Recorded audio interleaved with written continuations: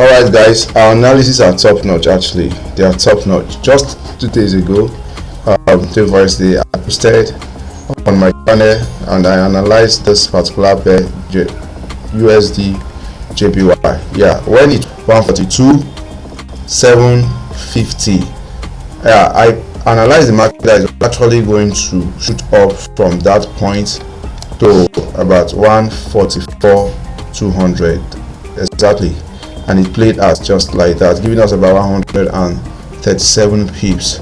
Okay, now the market still continue pushing up, but at this point we can see there's already a resistance level, although we're expecting a pullback and a higher swing to the stocks will play out. I will always keep you posted, guys. I will keep you posted.